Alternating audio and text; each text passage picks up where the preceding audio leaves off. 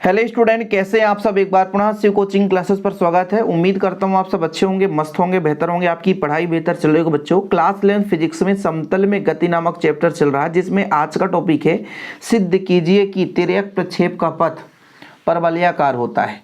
यानी प्रक्षेप का पथ का समीकरण निकालना है। देखिए, आपका जो प्रक्षेप गति होता है दो प्रकार से होता है, एक क्षैतिज प्रक्षेप और एक आपका होता है तिर्यक प्रक्षेप। अच्छा, प्रक्षेप है क्या? प्रक्षेप एक वस्तु है।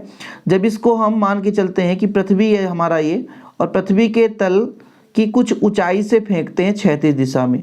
जैसे हमारा मान लीजिए ऊंचाई है और यहाँ से क्षैतिज दिशा में फेंकते हैं तो पृथ्वी के किसी बिंदु पर आकर गिरता है। ठीक, तो ये हमारा जो प्रक्षेप होता है वो क्षैतिज प्रक्षेप होता है, क्योंकि हमने इसको क्षैतिज दिशा में फेंका था, एक्स अक्ष के अनुदिश फेंका था। इधर हमारा वाई हो गया पृथ्वी के तल से ऊंचाई से। अब मान के चलते हैं कि मान लीजिए पृथ्वी का तल है और यहाँ पे दो अक्ष हैं, एक तो वाई अक्ष हो गया और एक एक्स अक्ष है, और इसको ऊर्ध्वाधर ना फेंक करके कुछ ऐसा, जैसे आप लोग खिलाड़ी को गेंद फेंकते हुए देखते हैं, कुछ इस प्रकार से फेंकते हैं तो पृथ्वी के किसी अन्य बिंदु पर आकर गिरता है। ये हमारा पृथ्वी तल है, ठीक है। तो ये जो प्रक्षेप होता है वो तिर्यक प्रक्षेप है। मतलब तिर्यक मतलब टेढ़ा फेंका गया वस्तु, ठीक है। अब यहाँ पर हमने क्षैतिज दिशा में फेंका था, यहाँ पर मूल बिंदु ये है, यहाँ पर मूल बिंदु ये है। तो जब हम किसी वस्तु को ऊर्ध्वाधर ना फेंक कर किसी भी दिशा में फेंकते हैं, ठीक है, जब किसी वस्तु को ऊर्ध्वाधर मतलब सीधा ऊपर नहीं फेंकना है और किसी भी दिशा में फेंकते हैं तो गुरुत्व के अधीन क्या होता है, ऊर्ध्वाधर तल में गति करते हुए वो पुनः पृथ्वी के किसी बिंदु पर जाकर गिरता है। तो इस प्रकार से गति को हम बोलते हैं प्रक्षेप गति। यदि प्रक्षेप गति कोई परिभाषा पूछ दे बच्चों तो इतना तो क्लियर रहना चाहिए कि जब हम किसी वस्तु को क्या करते हैं, ऊर्ध्वाधर के अतिरिक्त किसी भी दिशा में फेंक दें, ठीक है। प्रारंभिक वेग से फेंकेंगे तो क्या करेगा, पहले कुछ ऊपर जाएगा, यदि हम नीचे से फेंक रहे हैं तो पहले ऊपर जाएगा, फिर जमीन के किसी तल पर गिर कर आएगा। तो ये होता है तिर्यक प्रक्षेप। और ये होता है, मान लीजिए पृथ्वी के कुछ ऊंचाई से हम फेंकते हैं क्षैतिज दिशा में तो पृथ्वी के किसी अन्य बिंदु पर जाकर गिरेगा, सिंपल है। तो ये तिर्यक क्षैतिज प्रक्षेप होता है। तो इस पर हमने पहले ऑलरेडी वीडियोज लेक्चर प्रोवाइड किया था। आज का हमारा टॉपिक ये है तिर्यक प्रक्षेप। ओके, पूरा हम कंप्लीट नोट्स यहाँ पर हम बनाकर रखे हैं। हम आपको आज इसमें समझाएंगे पूरा कैसे लिखना उस पर हम चर्चा करेंगे, लेकिन अभी फिलहाल आप समझोगे, ठीक है। पूरा बेसिक से समझोगे तभी क्लियर होगा बच्चों, अन्यथा फिर आप सोचोगे कि 1 मिनट में हो जाए तो ये इम्पॉसिबल है। जैसा कि हमने कहा कि भाई पृथ्वी के तल से फेंकना है तो उसमें दो अक्ष होंगे। दो अक्ष कौन कौन से? एक तो आपका अक्ष है एक्स अक्ष, ठीक, और दूसरा जो हमारा अक्ष है वाई अक्ष। खिलाड़ी आप देखते हैं क्रिकेट, अभी जिस समय वीडियो बना रहा हूं तो वर्ल्ड कप चल रहा है बच्चों, ठीक है। यदि यहां से कोई व्यक्ति गेंद को फेंकेगा तो पहले ऊपर की ओर जाता है, फिर वो गेंद पृथ्वी के किसी अन्य बिंदु पर आकर गिर जाता है, ठीक। ये चीज़ तो क्लियर है। अब जैसे हम मान के चलते हैं कि किसी भी बिंदु पर उसके वेग की बात करें तो स्पर्श रेखा खींचेंगे तभी तो पता चलेगा। हर बिंदु पर उसका वेग बदलता है, लेकिन यदि एक स्पर्श रेखा खींच दूं कि प्रारंभिक में इसकी स्पर्श रेखा यहाँ पे ये हो गई स्पर्श रेखा, तो यहाँ पर इसका वेग प्रारंभ में इसका वेग हो गया यू, स्पर्श रेखा इसीलिए खींच दिए। अब ये टेढ़ा जा रहा है, ना तो एक्स अक्ष पर है ना तो वाई अक्ष पर होगा। अभी देख लो ना, मान लीजिए थीटा कोण बनाते हुए इसका वेग ऐसा, स्पर्श रेखा खींचा तो वेग तो यहीं पे बताएगा। मान लीजिए यहाँ पर स्पर्श रेखा खींच दूंगा तो वेग यहाँ इधर बताएगा। हर स्थिति में इसका दिशा बदल रहा है, इसका दिशा बदलेगा, हर बिंदु पर इसके वेग की दिशा बदल रही है। तो कहीं ना कहीं बच्चों इसमें दो घटक होंगे, क्योंकि भाई एक्स अक्ष के साथ थीटा कोण बनाते हुए तो इसको दो घटकों में वियोजित करेंगे। दो घटकों में वियोजित करने के लिए मान के चलता हूँ यहाँ पे इसको मिलाया और यहाँ पे इसको मिलाया तो दो घटक हो गए ना, कि भाई आपका एक तो ऊपर भी जा रहा है और इस बिंदु से कुछ दूरी भी जा रहा है। देखो जरा थोड़ा ढंग से समझना, टेढ़ा है मतलब आपका वाई अक्ष में भी चल रहा है, ऊपर भी चल रहा है, और अपने मूल बिंदु से जैसे यहाँ तक पहुंचा तो इसको यहाँ पर मिलाओगे तो मूल बिंदु से एक्स अक्ष से भी कुछ दूरी तय कर रही है। तो दोनों कंडीशन में है। तो दोनों कंडीशन, जैसे कोण है, कोण के सामने वाली भुजा लंब है और लंब को हम साइन थीटा से डिनोट करते हैं। तो ये वाला जो भाग हो जाएगा वो हो जाएगा यू साइन थीटा, ठीक है बच्चों। और ये आधार है, आधार हमेशा कॉस थीटा से, तो यू कॉस थीटा। अब ये कैसे होता है, इसके पहले भी हमने वीडियोस प्रोवाइड किया था, उसमें बढ़िया समझाया था कि कैसे हम आधार को यू कॉस थीटा से और लंब को यू साइन थीटा से डिनोट करते हैं। तो यानी जब हमारा कोई भी प्रक्षेप गति करता है तो जब वेग होता है तो इसको दो घटकों में वियोजित करते हैं, एक तो यू साइन थीटा और एक यू कॉस थीटा। मतलब जब भी हम यू एक्स की बात करेंगे तो आप लिखोगे यू कॉस थीटा, और जब भी हम ऊर्ध्वाधर की बात करें यू बाई तो आप लिखोगे यू साइन थीटा। एक एक पॉइंट समझा रहा हूँ, इसका भी रीजन मैं समझा दूंगा, आप परेशान मत होना। जैसे मैं कहता हूँ भैया यहाँ पे कुछ इस प्रकार से है, ठीक, यहाँ पे कुछ इस प्रकार से कोण थीटा है, मान के चलता हूँ ओ ए बी है, तो कॉस थीटा बराबर लगाना है। कॉस थीटा ये यू है ना, कॉस थीटा क्या होता है, आधार ओ बी बटे कर्ण ओ ए, तो जब ओ बी निकालूंगा बच्चों तो ओ ए कॉस थीटा निकलेगा, ठीक है, तो आपका हो जाएगा यू कॉस थीटा, तो ये वाला भाग यू कॉस थीटा, तो ये निकल कर आया। इसी प्रकार से मैं साइन थीटा का फार्मूला लगाता हूँ, तो लंब बटा ये कर्ण आ जाता है, क्योंकि हमेशा बच्चे कमेंट करते हैं ना, इसका मान यू है तो यू आ जाएगा यू साइन थीटा, ये किसका मान हो गया ए बी, मतलब इसका मान ए बी, मतलब बाई अक्ष के लिए आपका यू साइन थीटा।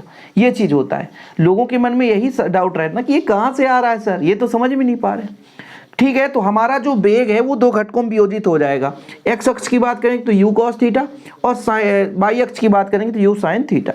हालांकि ये बेग क्या होता है, एक सदिश है, इसलिए एक्स अक्ष के लिए आई कैप, इसके लिए जे कैप आप लगा सकते हो सदिश व्यक्त करने के लिए। ठीक, अब हम मान के चलते हैं कि जैसे कोई हमारा प्रक्षेप, यदि गेंद कोई फेंक रहे हैं तो एक निश्चित बिंदु पर अधिकतम ऊंचाई तक जाएगा। इस ऊंचाई को हम मान के चलते हैं, मान लीजिए बाई है, एच भी मान सकते हैं हम यहाँ पर बाई मानकर चल रहे हैं, तो अधिकतम ऊंचाई हमारा ए है, इस पर हम एक बिंदु पी दे देते हैं, यहाँ पर स्पर्श रेखा हम कहते हैं एक बिंदु ए है। ठीक है, यहाँ तक क्लियर। यहाँ पर एक ओ है और यहाँ पे दूसरा बिंदु होगा ओ डैश। ये डायग्राम आपको बनाना पड़ेगा बच्चों, फिर आपके मन में कंफ्यूजन क्रिएट नहीं होगा। फिलहाल अभी मैं तो मान सकता हूँ कि माना कोई वस्तु है, कोई प्रक्षेप है, टी जब वो प्रारंभिक वेग यू से गति करता है तो कुछ समय पश्चात कहाँ तक पहुँचता बच्चों, है ना, कहाँ पर पहुँचता है, बिंदु पी पर पहुँचता है। यदि वस्तु को किस कोण पर फेंका गया, 0 डिग्री पर फेंका गया, हो सकता है आप 45 डिग्री पर फेंको, हो सकता है आप 60 डिग्री पर फेंको, हो सकता है आप 30 डिग्री पर फेंको, तो ये आपके ऊपर डिपेंड करता है किस कोण के साथ फेंक रहे हो। तो हमने कहा कि थीटा कोण बनाते हुए हमने क्या किया, वस्तु को फेंका है, कोई भी प्रक्षेप हो सकता है, गेंद हो सकता है। तो वो जो प्रारंभिक वेग u है उसको हमने दो घटकों में वियोजित कर दिया बच्चों, एक तो ux बराबर यू कॉस थीटा और दूसरा u बाई बराबर यू साइन थीटा। यही चीज़ हम यहाँ पर माना लिख रखे हैं ताकि आप लोगों को दिक्कत ना हो सके कि माना एक प्रक्षेप को जमीन पर बिंदु ओ से क्षैतिज के साथ थीटा कोण बनाते ऊपर फेंका जाता है, थीटा प्रक्षेप कोण कहलाता है। ओ मूल बिंदु बनाते हुए क्षैतिज में एक्स अक्ष तथा ऊर्ध्वाधर में बाई अक्ष खींचा जाता है। इसको दो घटकों में वियोजित कर सकते हैं, एक यू एक्स कॉस थीटा जो क्षैतिज दिशा में हो जाएगा, यू बाई जो होगा यू साइन थीटा ऊर्ध्वाधर दिशा में, ऊर्ध्वाधर दिशा के अनुदिश होगा। लिखने की तरीका है, फिर ये डायग्राम बनाना है आपको, यही डायग्राम बनाना जो यहाँ पे है, इसी डायग्राम के आधार पर हम पूरा काम तमाम करेंगे, कहानी यहीं पे ट्विस्ट आएगा बच्चों। ठीक है, तो डायग्राम हो गया।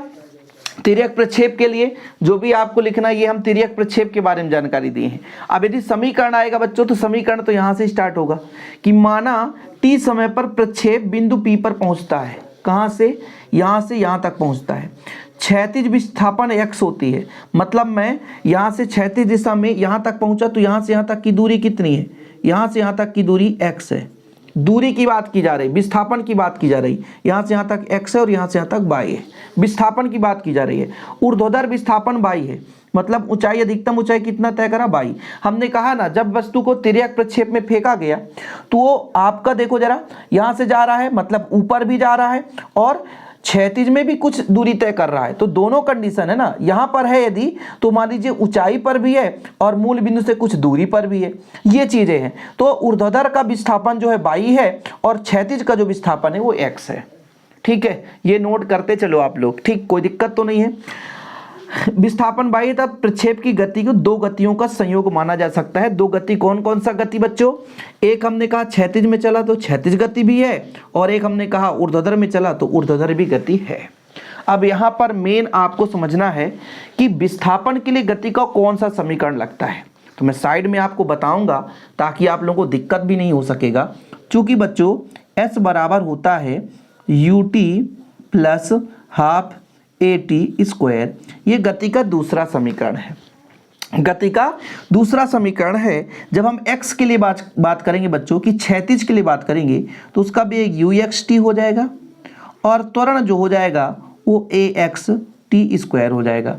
जब हम विस्थापन y के लिए बात करेंगे तो u बाई टी हो जाएगा प्लस बच्चों half A by T square हो जाएगा। ठीक है, तो ये आपका एक्स अक्ष पे विस्थापन, ये आपका वाई अक्ष पे विस्थापन हो जाएगा। ठीक है, ध्यान रखना आप लोग कि आपका एक्स अक्ष पे विस्थापन हो जाएगा और ये आपका वाई अक्ष पे विस्थापन हो जाएगा।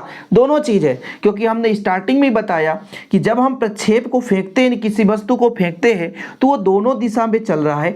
एक तो अपने स्थिति से परिवर्तन हो रहा है, एक्स अक्ष से दूरी भी जा रहा है और ऊंचाई पर भी जा रहा है, इसलिए यहाँ पर दोनों प्रकार से हम देखेंगे। तो पहला पॉइंट लेते हैं बच्चों क्षैतिज गति के लिए, थोड़ा समझिएगा, बहुत ज्यादा दिक्कत नहीं होगी।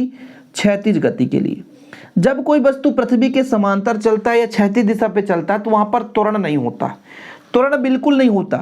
क्षैतिज दिशा पे त्वरण नहीं होता, त्वरण क्या होता है, शून्य होता है। और क्षैतिज के लिए हम बात करते हैं बच्चों कि यू एक्स कितना होगा, तो हमने कहा यू एक्स जो है वो यू कॉस थीटा है। ठीक है, क्षैतिज के लिए वेग क्या होगा, यू एक्स बराबर यू कॉस थीटा। तो अब समीकरण आपने अभी पढ़ा कि विस्थापन का समीकरण क्या होता है, you x T plus half A x T square. Value put कर दो, तो x हमारा विस्थापन है, यू एक्स के जगह यू कॉस थीटा हो जाएगा, t है तो t रहने दो, प्लस 1/2 बाकी 0 गुणे टी स्क्वायर। तो इसका कहानी खत्म, पूरा का पूरा 0।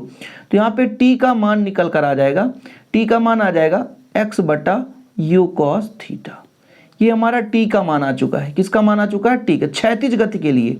अब यहाँ पे सबसे बड़ा पॉइंट है, सबसे बड़ा पॉइंट ये है कि ये ax बराबर 0 क्यों, क्योंकि पृथ्वी के तल पर आप चलोगे या पृथ्वी के तल के समांतर चल रहे हो तो वहां पर वेग में परिवर्तन 0 होगा, क्योंकि गुरुत्वीय त्वरण, जो हम पृथ्वी से किसी वस्तु को ऊपर की ओर फेंक रहे हैं तो उसमें गुरुत्वीय त्वरण लगता है। तो जब वस्तु ऊपर की ओर जाएगा तो क्षैतिज में उसका त्वरण नहीं हो सकता, केवल और केवल ऊर्ध्वाधर पे ही त्वरण होगा। तो क्षैतिज में त्वरण हमेशा शून्य होता है। और आप यदि बात करोगे ऊर्ध्वाधर में, तो ऊर्ध्वाधर में त्वरण होता है, लेकिन क्षैतिज में त्वरण शून्य होगा बच्चों। क्षैतिज में त्वरण क्या होगा, शून्य होगा। तो यहां पर देखिए क्षैतिज में इस गति का प्रारंभिक वेग यू एक्स बराबर यू कॉस थीटा मैंने पहले बता दिया, तथा ए एक्स बराबर 0।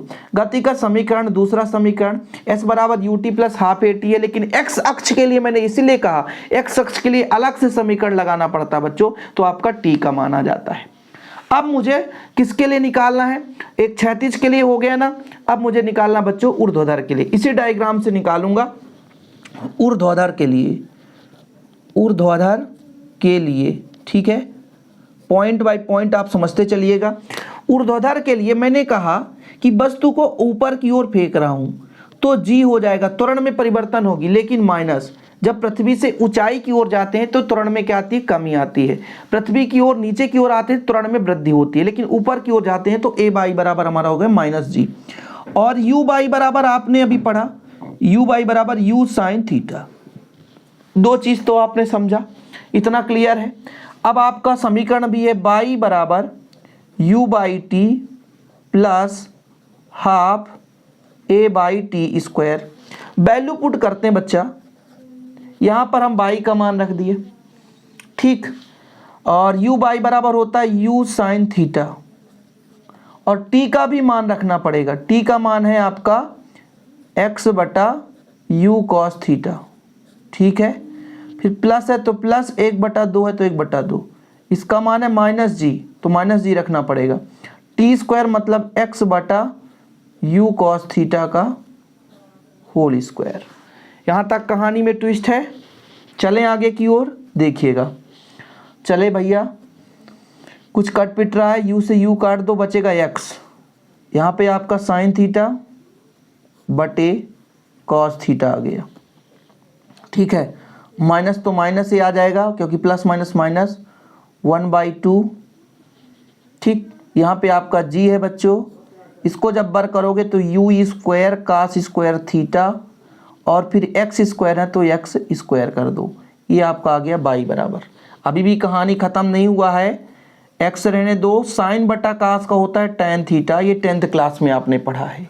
ठीक है, माइनस ये आप कर दो जी अपान 2u square cos square theta x square. अच्छा, इसको थोड़ा सा अरेंज करता हूँ, ये इधर बाई रहने दो, इसको मान लूँ a, तो ये बन जाएगा ax माइनस इस पूरे को मान लूँ b, तो bx स्क्वायर।